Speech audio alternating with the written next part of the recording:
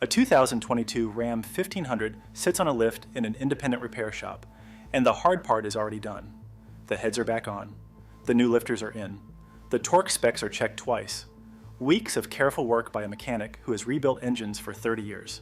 And the truck will not run right because the final step is not mechanical. The replacement parts have to be introduced to the truck's computer, and the truck's computer sits behind a security gateway that refuses to talk to his scan tool.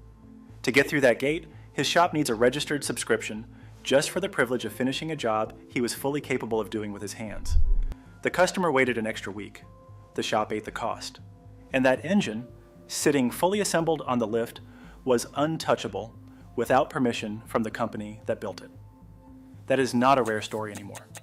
That is becoming the rule. Which is why the list in this video matters more this year than it did 5 years ago. Since 2018, Ram trucks have shipped with a security gateway module that blocks aftermarket diagnostic tools unless the shop registers and pays for access. General Motors locks its engine computers to the vehicle identification number, so a replacement module needs factory software to be programmed before the engine will even start. Fuel injectors on many modern diesels carry individual trim codes that must be entered through dealer-level software, or the engine runs rough on day one. Add one-time use torque-to-yield bolts that cannot be reused, plastic components that are sold only as complete assemblies, and parts catalogs that quietly drop support after 10 years. None of this happened by accident. The modern engine is not designed to be repaired by its owner. It is designed to be serviced by its manufacturer. Every year, another engine crosses that line and never comes back. 5 engines have not crossed it.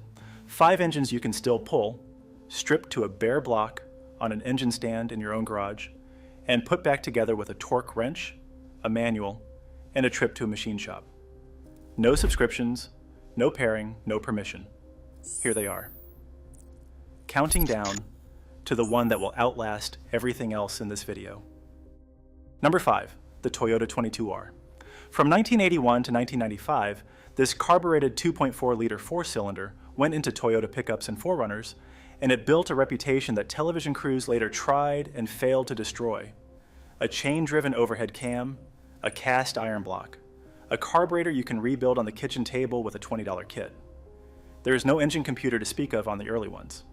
A complete rebuild kit with pistons, rings, bearings, gaskets, and a timing chain set runs somewhere between $400 and $700 from the specialty suppliers, and a careful owner can do the whole job for under $2,500, including machine work.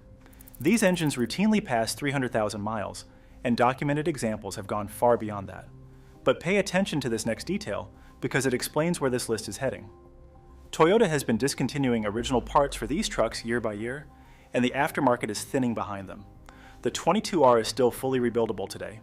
The clock on that word fully is already running.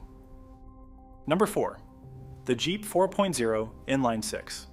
From 1987 to 2006, this 4-liter straight 6 powered Cherokees, Wranglers, and Grand Cherokees, and it earned a blunt reputation in the off-road world. It does not die.